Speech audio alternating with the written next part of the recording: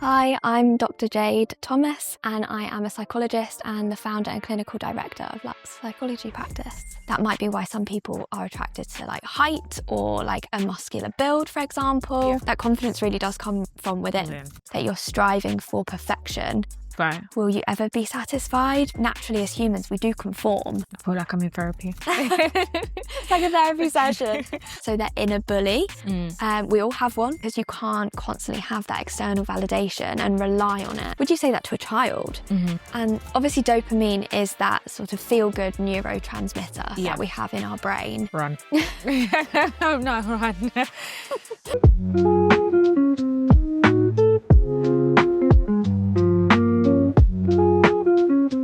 Welcome back to Truth Be Told. This is the series where we delve into all things oral hygiene, confidence, beauty, and the story behind every smile. Today, I am joined with a special guest. Hi, I'm Dr. Jade Thomas, and I am a psychologist and the founder and clinical director of Lux Psychology Practice. I'm so happy to have you here. Thank you. Not because I wanted to be a psychologist at one point in my life. Did but you? Yeah, I did.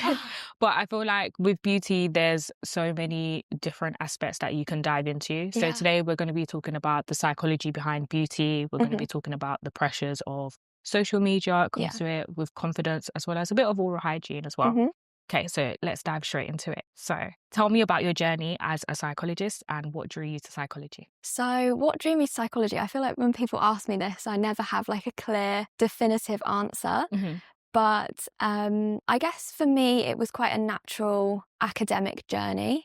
So I started out, I studied psychology for my A-levels, really just enjoyed the subject, decided to take it further at university. At that point, never really thought I would be a psychologist, I think. It's just one of those things that I just thought I enjoyed the subject. I seemed to be quite good at it. And then it was not until I sort of got to the final year of my undergrad degree that I started to think, okay, well, maybe I can see myself doing this as a job. And then I soon realised that to be able to become a psychologist, you need to do a doctorate. Right. And I was like, oh, I never really saw myself doing a doctorate or a PhD or anything like that. But I didn't let it stop me. I thought, okay, well, let's sort of just go with the journey. And I actually did an internship as an assistant psychologist at a private clinic in London. That was a really great experience because I could actually see firsthand how private practice worked and what being a psychologist actually entails. Because I think lots of people don't really know. You sort of see it in films of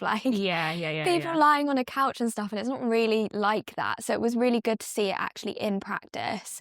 And then I applied to get onto the doctorate programme. I was successful first time, which I was really grateful for. And from there, I just obviously sort of progressed. And halfway through my doctorate, I qualified as a psychotherapist as well with the BACP. And then I always knew I wanted to own my own private practice and have my own business in some way. And I think in terms of what drew me to the career itself after that sort of journey, I always enjoyed the idea of supporting people and either educating people in some way or supporting people in some way. I toyed with the idea of being a teacher for a while and lots of different things in that field. So I think that's probably what led me. It was a bit of a combination of that. I enjoyed supporting people, but then just a natural academic progression, I suppose. Yeah, that's crazy because so many people do go through university not knowing what they actually want to be until the last point. And I do want to do this. Yeah, and I toyed with the idea of what did I want to specialise in, and I think lots of people do get bogged down of I need to specialise in something straight away. And lots of people are like, well, what do you specialise in? And I was like, I haven't even qualified yet. How can I decide what I want to specialise in before I've even got onto the doctorate, So it was one of those things that I just sort of tried to go with the flow as much as possible and just sort of whatever path I was led down, I just explored it. So that was sort of my journey. Okay, so how would you say psychology influences the way we perceive beauty? Massively. So I guess there's different ways that you can look at it, and I guess there's different lenses that you can take. I guess if we're sort of going all the way back and we take an evolutionary approach to psychology, an evolutionary psychology approach to beauty, it would be sort of thinking about what would be the perfect reproductive partner. Yeah. So it's very, I guess, outdated in terms of, how you view it, but I guess there's still biologically, maybe there's some parts of that we still have within us. So it would be, reproductively, what would be deemed as like a ideal partner for reproductive success. So I guess it would be things like for a male, you might be looking at strength. That might be why some people are attracted to like height or like a muscular build, for example, because they're deemed as like strong and they're going to look after like offspring and look after their partner. And then for women, I guess males sort of look for, again, evolutionary speaking, would look for something, I guess, that would appear to be fertile and healthy. So that might be like clear skin, shiny hair. There's a lot of studies that have also said, you know, wide hips as well. Yeah, I've seen a few of those, Yeah, that might also contribute to like reproductive success. So I guess from an evolutionary biological perspective, there might be some parts that we are biologically within us of how we perceive beauty in that respect. But then I guess you've also got like social elements, and that's probably where social media comes into it, and media trends and things like that. And also who you're surrounded by. Cultural will come into that as well. Of, you know, in different cultures, what you deem as beautiful will differ based on your upbringing, who you're surrounded by, things like that. And then I guess the final point is personal preference. Everybody's got their own personal preference of what they deem to be beautiful.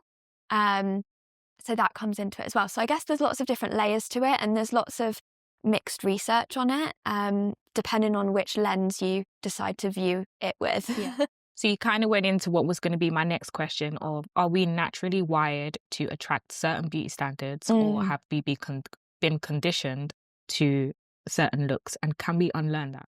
Yeah, so I guess sort of going back to what I said, in terms of being naturally wired, that will probably come from like evolutionary, biological, but then I guess can we unlearn it would probably come under social elements of social trends are always changing. And, you know, the example I can think of is like Kylie Jenner, when suddenly lip filler became such a trend, and all of a sudden we saw a rise in everybody wanted like plump lips and stuff. And that was, you know, if we were to go back 20 years ago, that was maybe not a trend at the time. So I guess in terms of like learned behavior, we also naturally as humans, we do conform.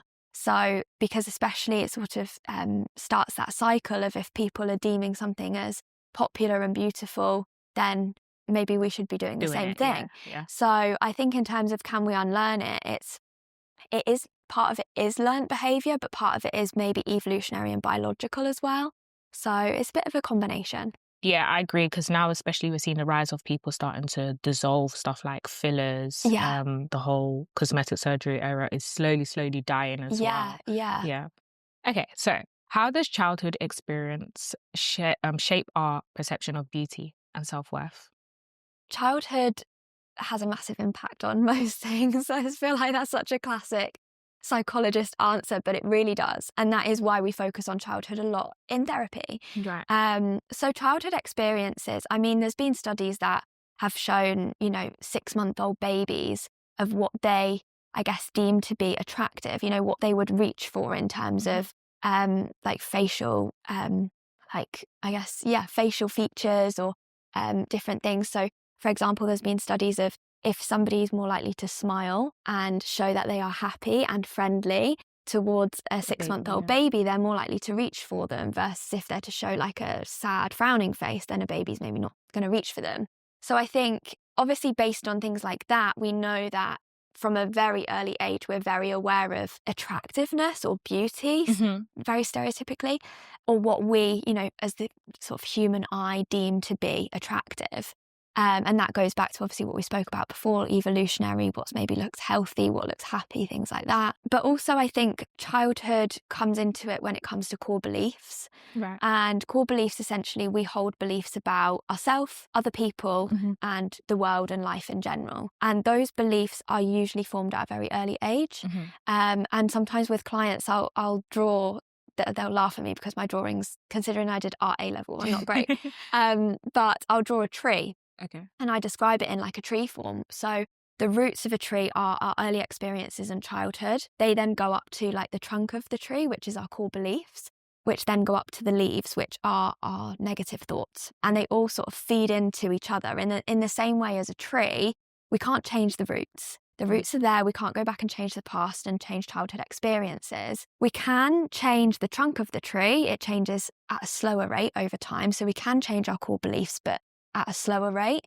And then the leaves obviously change with the season. So, we can change them at a more rapid rate. We can challenge our thoughts and they are a lot easier to change. So I sometimes describe it in that way of how it all feeds in together. So obviously thinking about like the roots of the tree, they do feed into our core beliefs, and our core beliefs then feed into our thoughts, whether that be positive or negative thoughts about appearance, ourselves, other people, what we deem to be attractive. So yeah, childhood is a massive one. So beliefs will tie into how we were raised growing up as well. Yeah. So I think, again, there's probably been research that shows if, I guess, you're surrounded by quite a negative, negative body image, like views or comments, then it is going to have an impact on you later in life. Yeah. So, if you're constantly told that you should eat less or be skinnier, or you see a lot of it with like child athletes or child dancers a lot of the time, because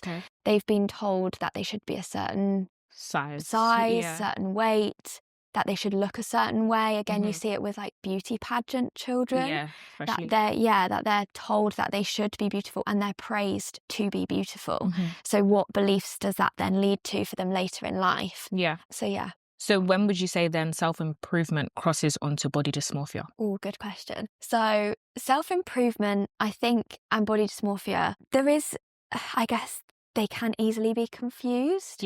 And I think the way I would sort of define it is thinking about what is the motivation behind the self-improvement. Is it coming from a positive place or is it coming from a negative place? If it's coming from a negative place, for example, that you want to fix something, or you want to strive for perfection in some way, or you want to fix something based on an insecurity or based on that you think maybe you'll get more external validation from that, you know, attention, or you're more likely to meet a romantic partner, or people are more likely to like you, then maybe that's going more into the negative body dysmorphia side of things.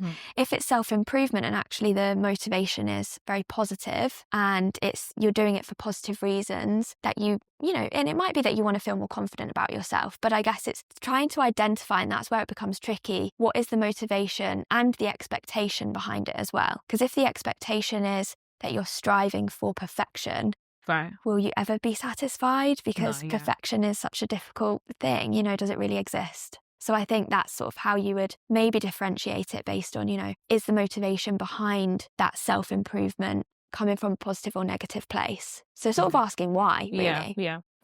You mentioned that if it's to attract a specific partner or anything like that. But would you agree or disagree that women and men ideally get their hair done, do their makeup, go to the gym for the other gender? Oh, good question. It depends on the individual, I would say. I'd argue. And do you know what? It probably depends on the day of the week. Like, I think it could probably depend, because I think for some people that they might, you know, they go to the gym and the purpose or reason behind the reason, like why they go to the gym, is because it makes them feel good. Yes, it maybe makes them, they want to look a certain way, but they want to look a certain way because that gives them internal confidence.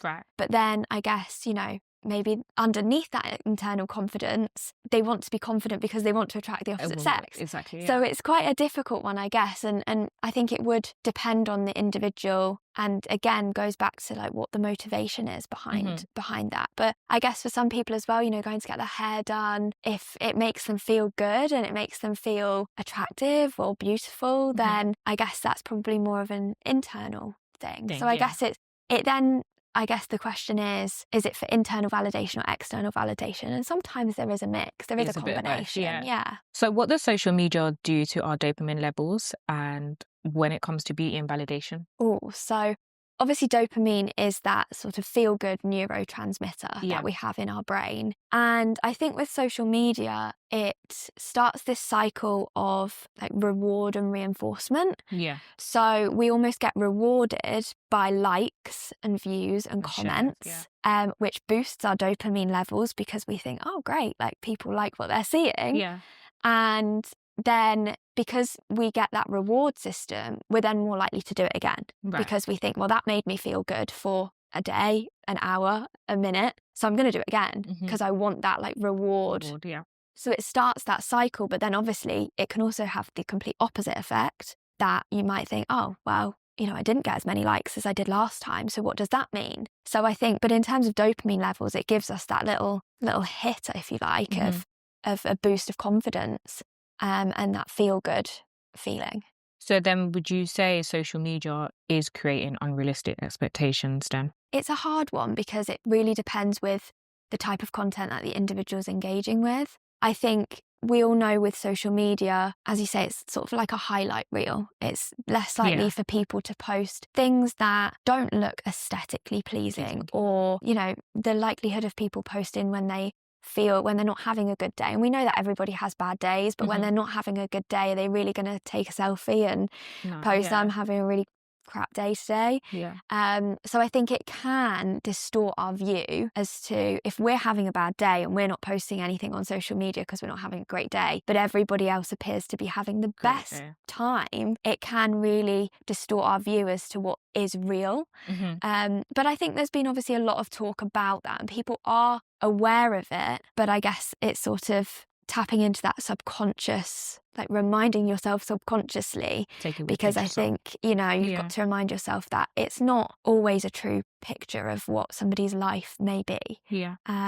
So yeah, I think it can do. It just depends how you're viewing it. So what are 3 mindset shifts we can start using today to feel more confident? Oh, okay. So mindset shifts. Sometimes what I say to clients is, especially when we're talking about appearance, beauty, body image, it will be thinking about that internal and external validation that I've said. So a lot of times we do things for external validation. We post on social media for external validation. We want people to praise us in some way or tell us that we look great or that they like our outfit or that they like our house or whatever it might be. We want people to like us. That is human nature. But equally, if you're just solely relying on external validation, it's like you're in a no-win situation because you can't constantly have that external validation and rely on it. So I guess it's about shifting your mindset and asking yourself, how am I internally validating myself? What makes me internally feel good about myself? What internally makes me feel confident? What internally makes me feel beautiful? So that if you go a day and you're in the house and you're not getting any external validation, that you're not going to go, oh, I've had a really rubbish day because nobody's told me I look great. So that would be, I guess, one mindset shift. Another, I think, would be, it sounds really cringy and really cliche, but it sort of follows on from that, is that confidence really does come from within. It sounds so cringe, but Everyone does. says We that. know, and we know it does. You know, if you feel really good about yourself or you feel really confident about your ability to do something or just a task that you've achieved, you're gonna also look confident on the outside as well. So I think it's also kind of goes back to, you know, internal validation, but how you can internally make yourself feel confident, not just focusing on the external. We know the external does play a role in it as well, but start from within and sort of work your way outwards. And then I think another mindset shift might be, how do you talk to yourself? Like asking yourself, how do you actually talk to yourself internally? Because a lot of people speak bad on themselves. And I'll sometimes say to clients, would you say that to another person? Would you say that to somebody that you loved? Would you say that to a friend or a family member? Would you say that to a child? And 9 times out of 10, they'll say no. And I'll ask them why. And they'll say, because it's not very nice and it's not going to make them feel good. And I'll say, so why are you saying it to yourself? So I think, and that's a lot of inner critic work that I do. And I sometimes get clients to name their inner critic. So their inner bully. We all have one. We have a positive one and a negative one. It's almost like a devil and an angel on our shoulder. But starting to identify what words are your inner critic or your inner bully saying to yourself. Ask yourself why. Ask yourself, would you say that to another person? And then change it slightly and become more compassionate. So what would you say to another person? You know, what would you say to a child? You would be compassionate. It's not that you're going to be, you know, unrealistic, but you would have a level of compassion. So I think that's sort of what I would say in terms of mindset shift. I feel like I'm in therapy. It's like a therapy session.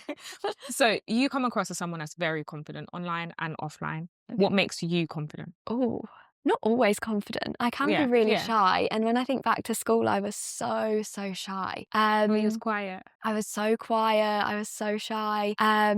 I think what makes me confident, what helps with my confidence, is a couple of things. I think if I feel prepared for something, whatever it is that I'm going to do that day, if I feel like I've prepared for it, whether it be, you know, coming to this today and I've sort of thought through how it might be or how it might go, that instantly boosts my confidence. I'm a bit of a creature of habit. I don't like new things. Okay. So if I've got something new that I need to do, I like to just prepare myself. It reduces my anxiety and then boosts my confidence. But then I think in terms of like thinking about external confidence, I've really, over the last 6 months, fallen in love with going to the gym. Okay. And I've always Pilates, tennis, I always really loved that. But I've really got into going to the gym. And I think that just boosts my confidence because, again, if I've done cardio for an hour, whatever the cardio may be on the Stairmaster or treadmill or whatever, I feel so accomplished after it. And I think, I didn't feel like going today, but like I'm so proud of myself that I went. And equally, you know, I like that my physique looks better when I've worked out. Right. So I think that's probably a big thing in terms of like external confidence as well. Okay. So we're going to move on to the next segment, and it's the dilemma segment. So we ask our audience to send in any dilemmas related to confidence, oral hygiene, aesthetics, skin, and everything. We have a few for you to help answer. Yes. Okay. Let's do I hate my smile. Hi guys, I need some advice. I think I've become obsessed with my smile. In my early years, I did have braces, so it's something I've never really been confident about. Last year, I faced some health issues and I firmly believe the medication I was taking caused my teeth to discolour. Now I avoid taking pictures even when people say I look fine, I just don't believe them. I'm not sure if it's all in my head, but how do I stop obsessing over it? Any advice would be great. Keep up the good work. I love what you're doing. Thank you. Okay, so what's your advice? We always start with a guest. Okay. I think if it's something that is impacting your confidence, there is no harm in getting some expert advice. Right. There is no harm in booking a consultation with a dentist or teeth whitening expert and just getting some advice from them. And then you don't have to make a decision there and then. You can go away, you can have a think about it and reflect on it. And then I guess if it's something it sounds like it's really impacting your confidence and like you said, it's almost when you're avoiding taking pictures, if it's impacting your life, my method is we've got to change it in some way. It doesn't have to be drastic, but what can you do to make that change, to make that behavioural change? Yeah, I would recommend the same because I know there are a lot of medications that do cause side effects like teeth staining, especially with iron ones. So I would probably say book in a consultation as well, see whether discoloration is something that can always be sorted out. It's a shame there. But I know. Next one. Okay. Hello. I have a situation I need help with. My smile is always something I wanted to fix, but didn't have the money for. Once I landed a new job, I said I'll treat myself to it. So I recently went abroad to Turkey and had veneers. At first I loved them. I felt brand new. However, after coming home, my boys and family have said my smile has changed and they don't look natural.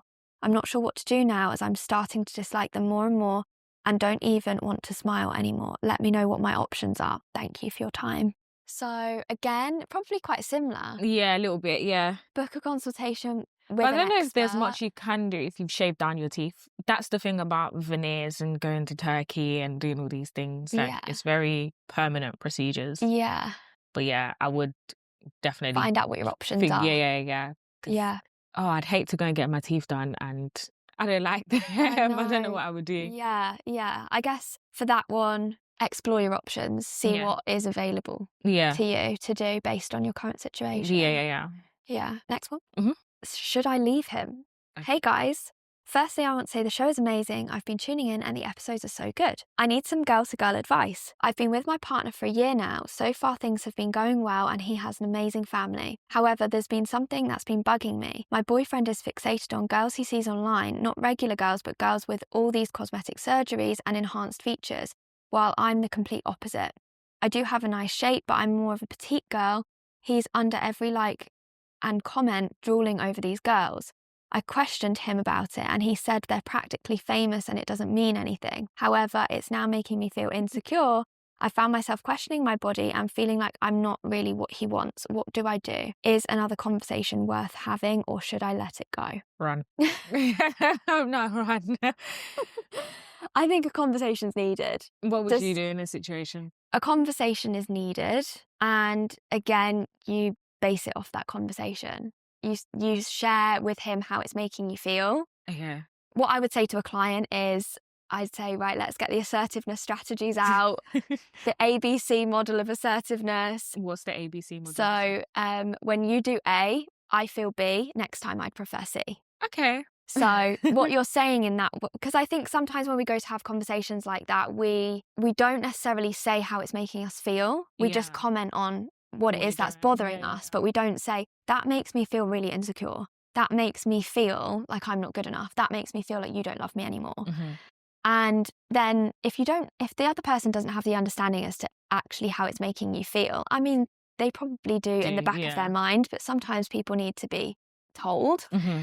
Then, you know, you can also say, next time I'd prefer if you don't do that, or don't follow these girls on Instagram, or whatever it might be. If he doesn't change, you've got a problem on your hands. Yeah. Because then you've made it very, very clear. You've addressed it. And she did address it the first time. And he said they're practically famous, but it still doesn't feel good. And he said it doesn't mean anything. But if it's making you feel a certain way, then maybe address it again and see how he response, I think, and then you can base it based on that response. But I think if he's already making you feel, I mean, you've only been together a year, and if he's already making you feel this way, and I guess, you know, why? What is he seeking? What is he getting from that? Yeah, you know. So that would be my advice, my very psychologist advice. Right. Your advice is run. Friend.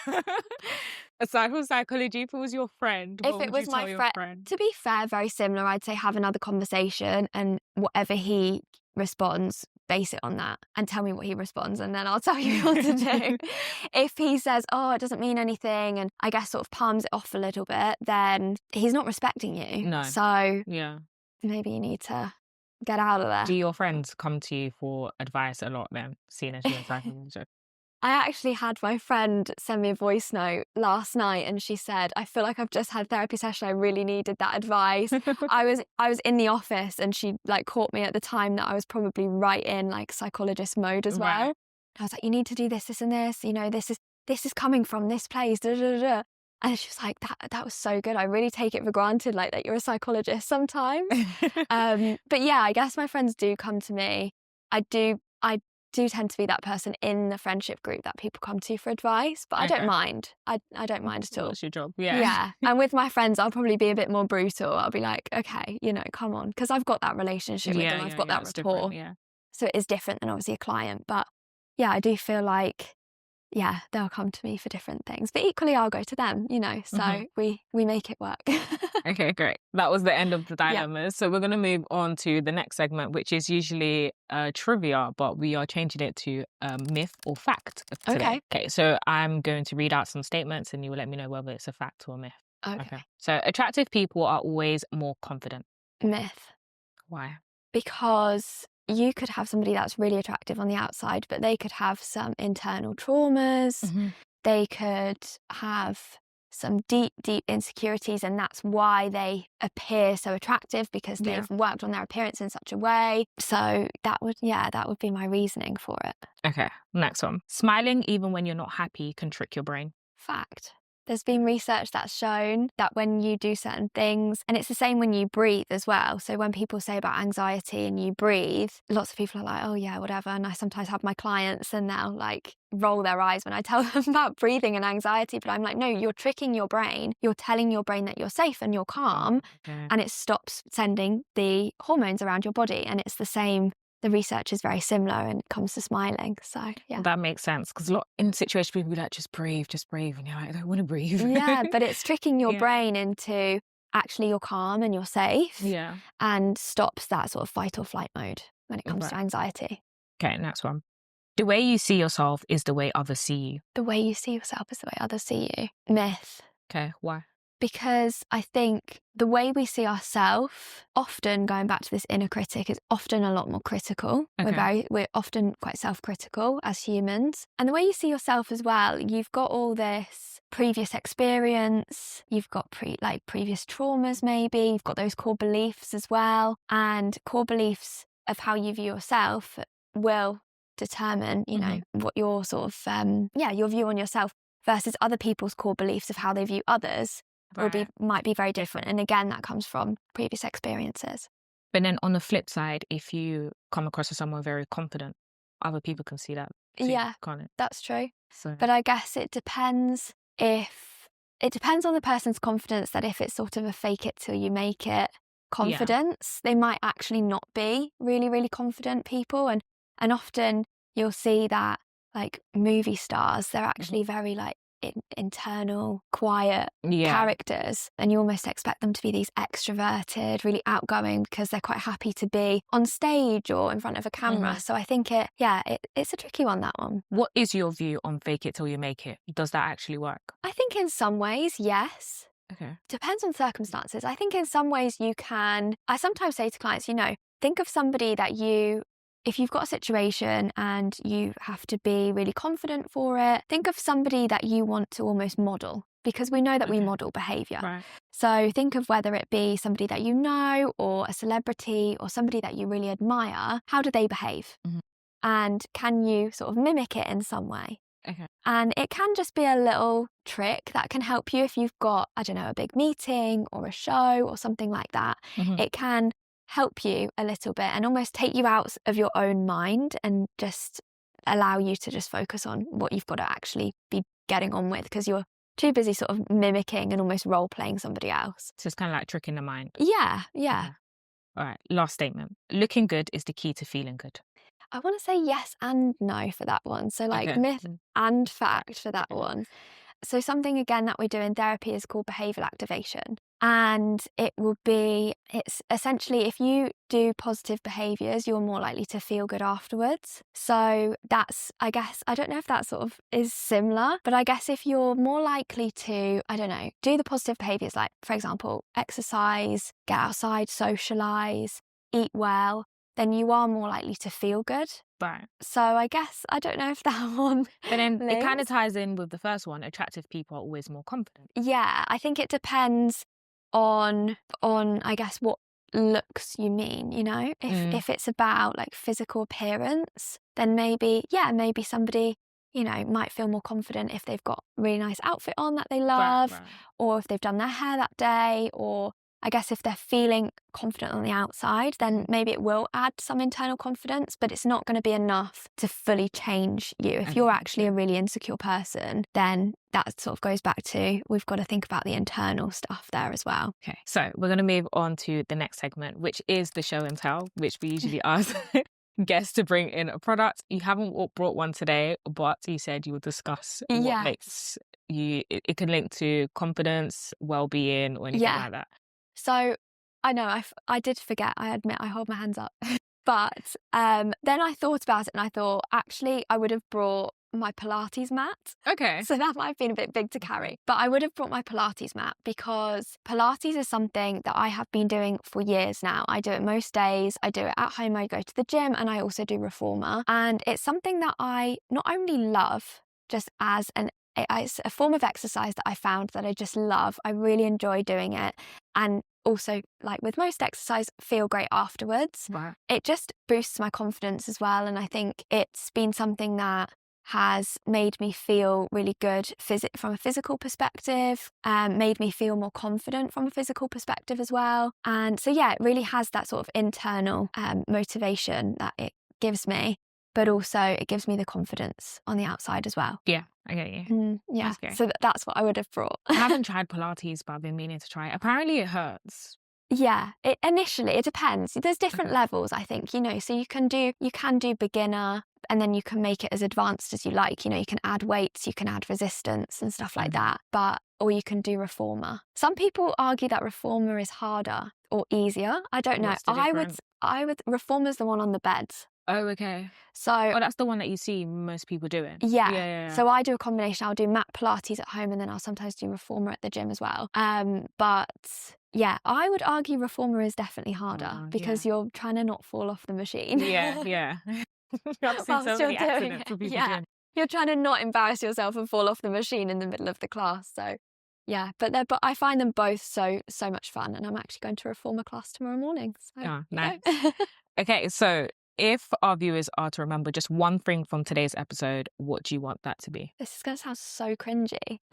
That confidence comes from within. Okay. That you've got to identify that inner critic inside of you. You've got to identify, how are you talking to yourself? Would you say that to another person? Why are you saying it to yourself? And think about going back to, what is internally validating you? What makes you feel good? What makes you feel confident? Is that exercising? Is that, being good at your job? Is that being sociable? What is it that internally gives you that confidence? And then the external stuff can be, can sort of be built on that. But I guess the internal stuff is the foundations that we need to focus on first. Okay. So you get a lot of people that would say confidence comes from within. Yeah. So I just want to give like a quick example of a scenario. My childhood, this isn't based on me, it's just an example. I was always talked down upon. So growing up, I then lacked confidence. So then when people say confidence comes from within, where would I then find that confidence if growing up, all I've been told is you're not going to be anything, you're useless. I've always been spoken down on. Yeah. How does that then change? So that sort of goes back to the tree, the tree analogy. Yeah. So you would have then developed core beliefs from childhood that the core beliefs might be, for example, you're not good enough, you're not worthy. So then we've got to challenge those core beliefs. And through challenging those core beliefs by asking ourselves, what is your evidence for and against that you are not good enough? Okay. You've got a really successful job and you're doing really well, or you're doing really well at university and you've got a good group of friends. So I would argue that actually you're clearly good at something. You're good at, clearly you are good enough. So thinking about what that evidence is, and that is what we do in therapy. Specifically, that's quite CBT orientated. But it would be challenging those core beliefs. Eventually they would change. But the first point is always identifying what they are. We can't change them if we don't know what they are and we don't know where they've come from. And then I think it would be, surrounding yourself with people and your environment that makes you feel good. That does boost your confidence. So, if you're then going to have a partner that's going to repeat what you've heard in childhood, it's just going to reinforce that belief system and keep it going. So we've got to break that system in some way. We've got to break that cycle. So it would be, trying to seek out a partner that really does boost your confidence and makes you feel good, or seeking out friends that do make you feel good, or a job, or whatever it might be. Okay, great. I love that. So that was everything. Where can we find you, Dr. Jade? You can find me on Instagram at Dr. Jade Official. You can also find my practice on Instagram at Lux Psychology Practice. And we've got a website, www.luxpsychologypractice.com. Where's the practice based? So we are based in central London in Mayfair, and we've also got a clinic in Buckinghamshire in Milton Keynes as well. Perfect. I've been your host, Nadej, and this is Dr. Jade. It was so lovely having you, and we'll see you guys again in the next episode. Thank you. Great.